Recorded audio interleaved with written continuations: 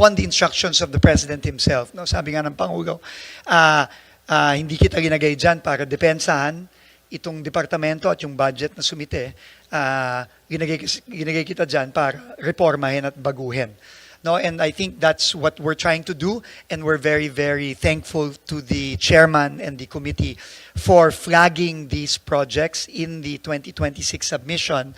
And if you recall, Mr. Chairman, you gave us 1 week to justify and validate these projects, which we promptly did by instructing all the implementing units from the regions to the district engineering offices to validate and justify, no, in particular the first and the fourth red flags, particularly on the stationing and also on the validation and justification of the seemingly repetitive projects in the 2026 budget compared to the 2025 budget.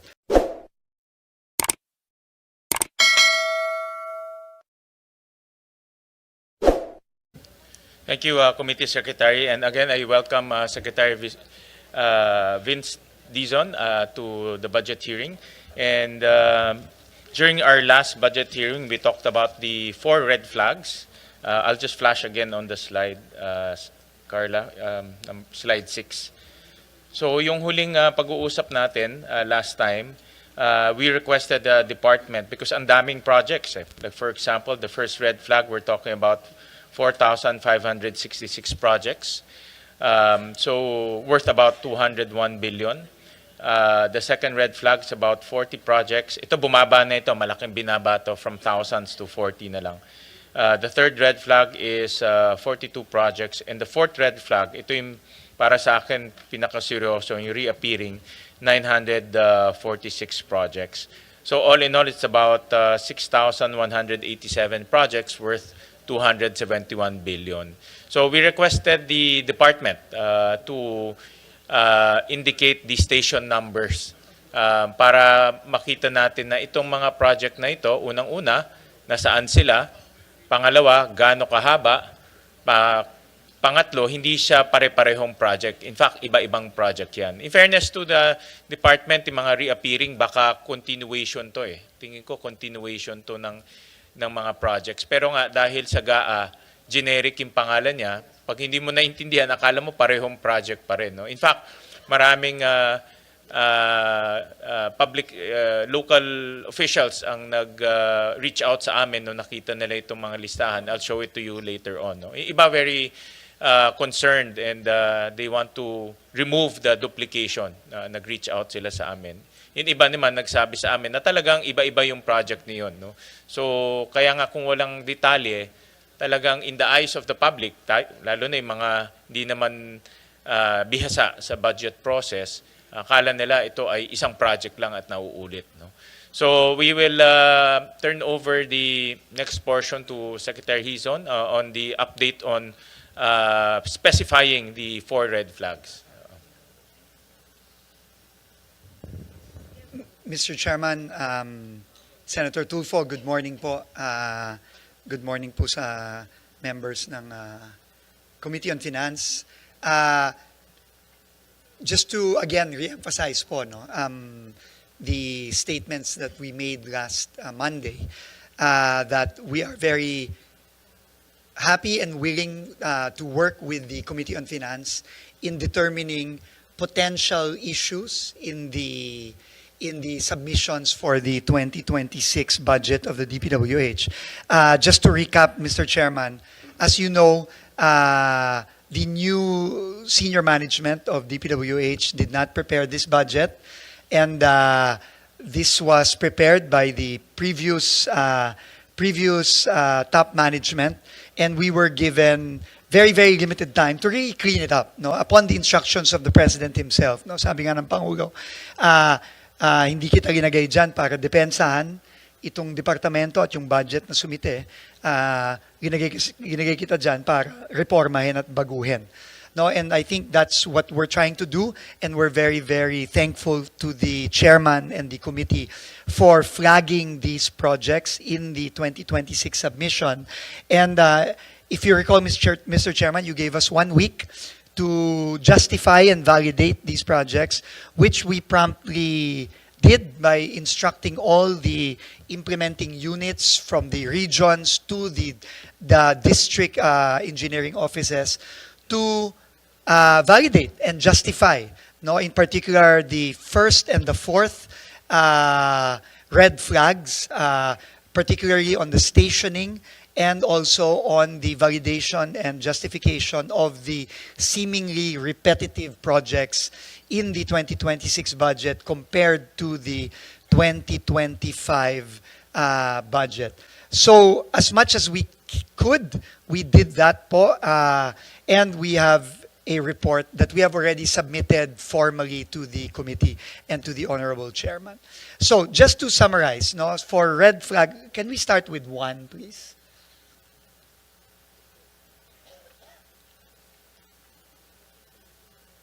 Number 1. Red flag 1, please.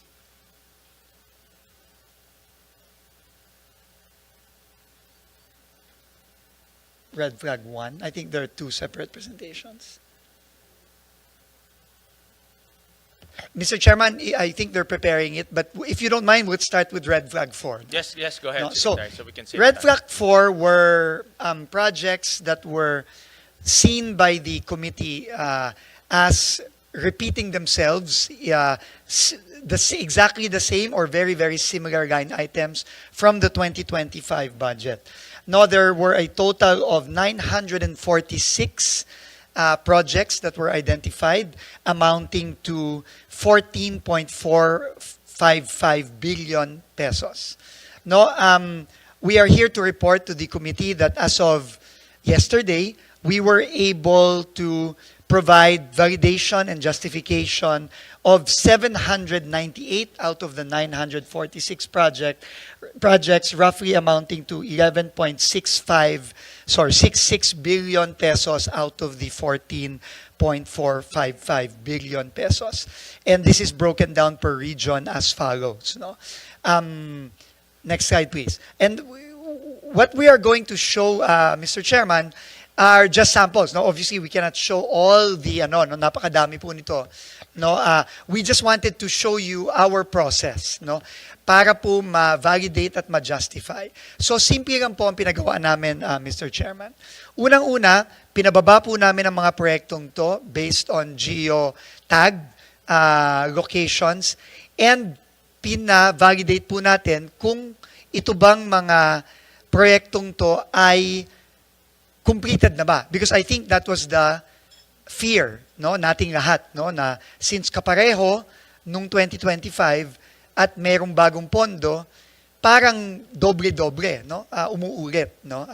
I also wanted to thank and recognize Senator Rodante Marcoleta.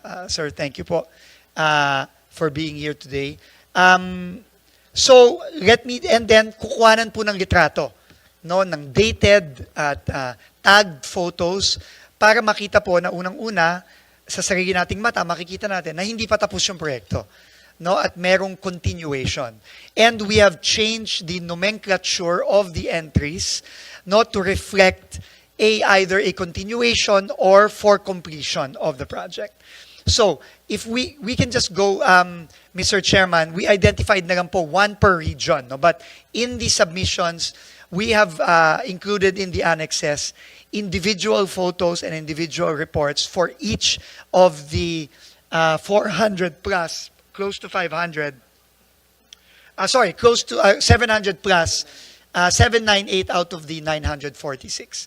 So for CAR, simulan po natin, no? So for CAR, this is an example of a project that was initially flagged. So you can see po, this is the photo pictures, meron pong geotag yan at may date, no, nung kinuhanan ng litrato, no, at ang ginawa po natin, this is a 19.5 million peso project in Kalinga District Engineering Office. And the next slide will show you the change in the the next slide will also show you the straight line diagram para sa mga kalye po at mga bridge. Gumawa na rin po ang ating DEOs ng straight line diagram which shows kung ano po ang pinopondohan for 2026. And in this straight line diagram, it is the, anong kulay? Yung blue. Yung, tama ba? Yung, hindi blue. Yung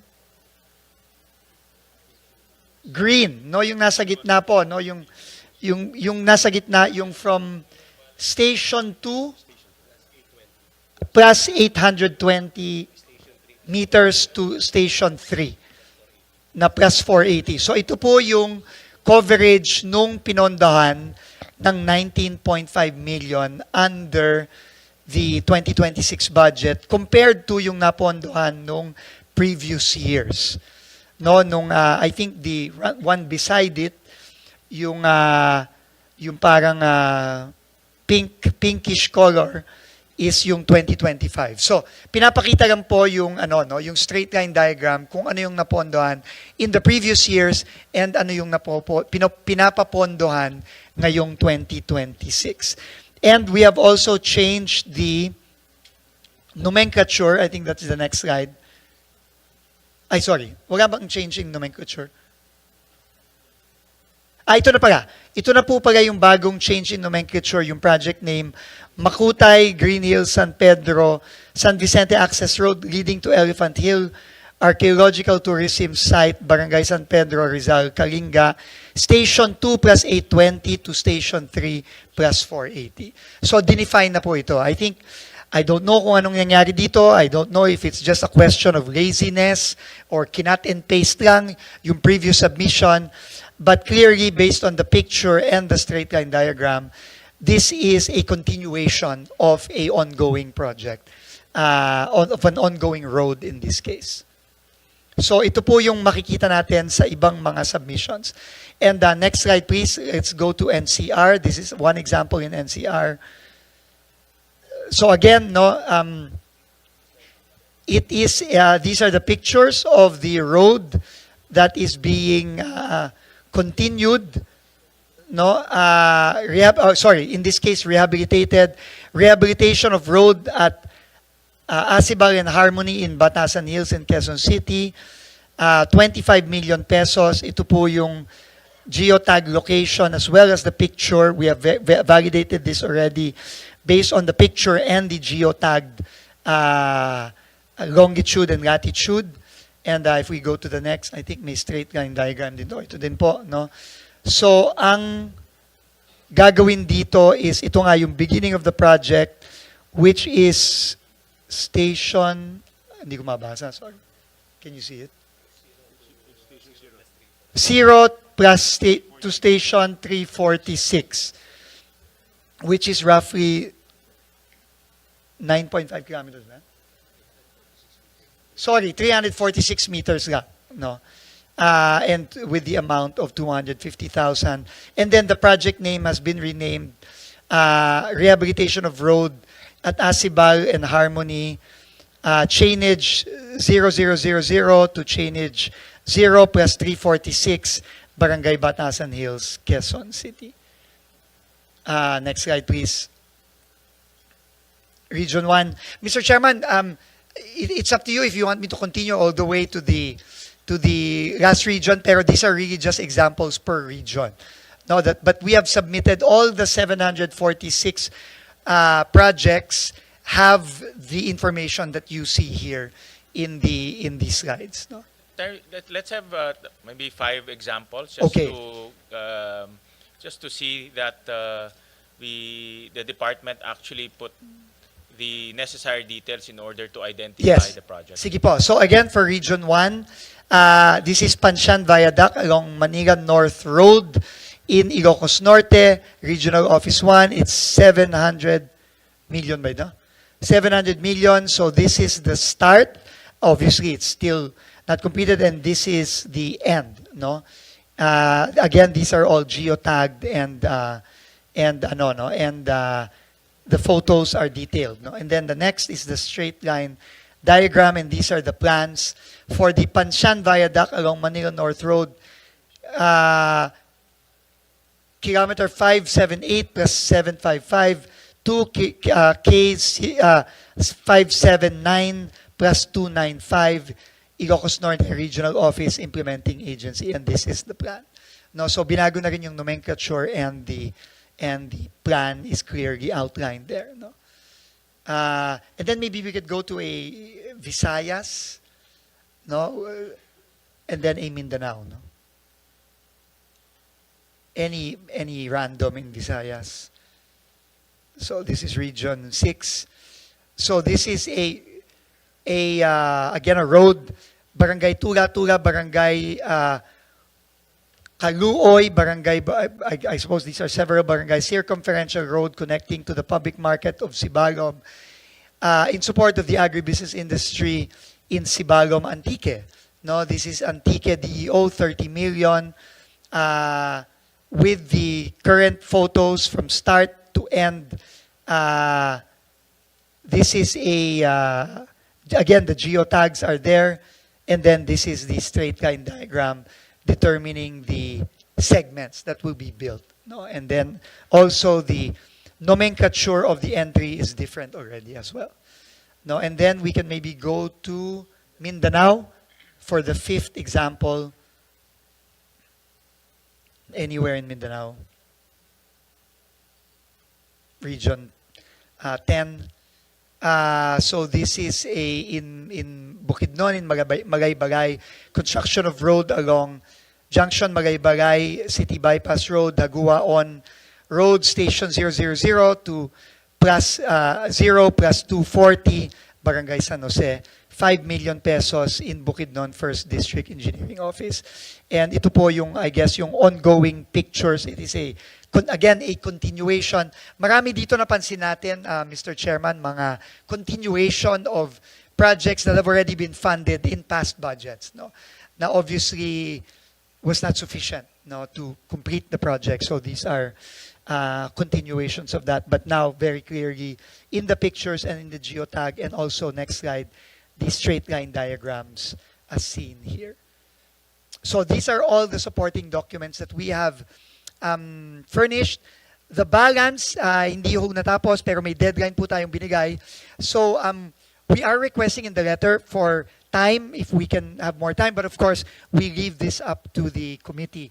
Kung sabihin nyo po, Mr. Chairman, na hanggang kahapon na lang, then please feel free to remove the other projects, the balance between the 798 and the 946 from the budget. We will leave that up to the committee. So, but if you give us enough time, more time, we will try our best to validate and justify and provide the details similar to what we have provided yesterday.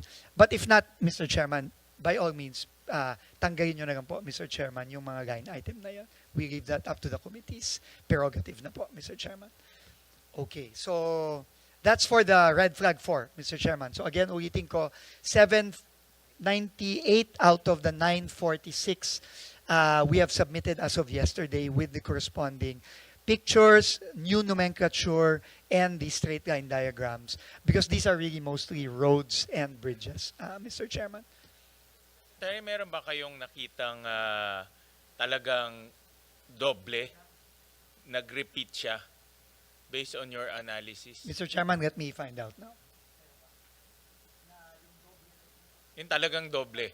Yung nagawa na and then nag-reappear siya ulit sa 2026 budget.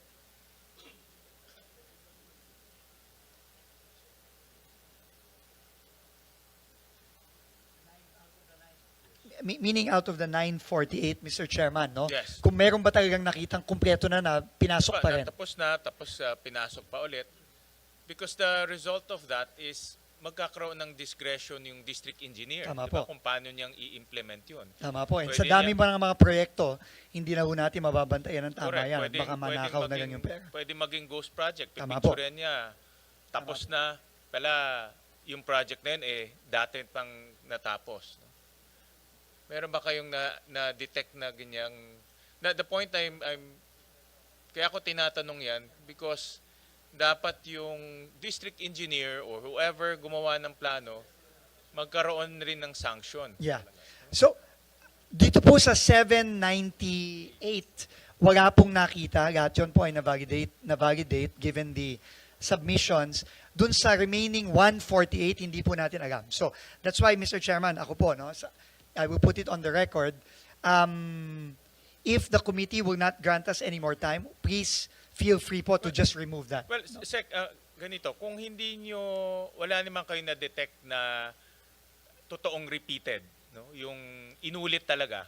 Hindi ko pa po masasabi dun sa 148, Yeah, Mr. ibig sabihin Chairman. itong initial review nyo, kung wala naman kayo na-detect na totoong repeated, meaning in good faith, no?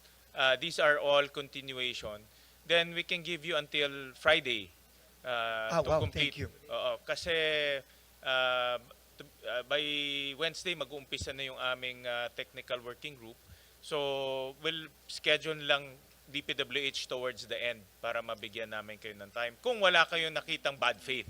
Dito po sa 798, wala. Okay. Dun po sa 148, hindi ko pa po masasabi. Yeah. Pero konti na lang yun. So katapusin Konti na na lang yun. natin. So Yeah. we will, thank you Mr. Chairman for this, and we will instruct the implementing units to do their validation. No? Pero hindi ko pa po masasabi. Yes. But we will inform the committee in writing formally kung meron pong nakita at kung ano yung mga nakitang yon na Correct. tapos na pala pero pinasok pa rin. Correct. And then like what we And talked, definitely po, dapat matanggal yun. yung pinag-usapan natin last time na i-attach natin to as annex to the projects listed in the GAB. So for example, kung Project A, ang annex niya is i-attach natin yun, nakasulat dun, yung pinakita yung station number at yung iba pang mga identifiers. No? Mr. Chairman, I think that would be the most ideal situation para po for efficiency also and for time na i-annex na lang. Anyway, i-refer na lang yung mga projects sa HGAB dun sa annex na yon, no? Para madali naman yun. Correct. And we will also... Kasi may line item naman yes, yan. and i-upload rin namin itong mga annexes sa website ng As Senate. So kung nagre-review ka ng budget, mababangga mo ngayon sa annex yung exact project na yun. Yes po. Oo. That would be ideal. And we will do the same in our transparency portal, Mr. Chairman, as well. Okay.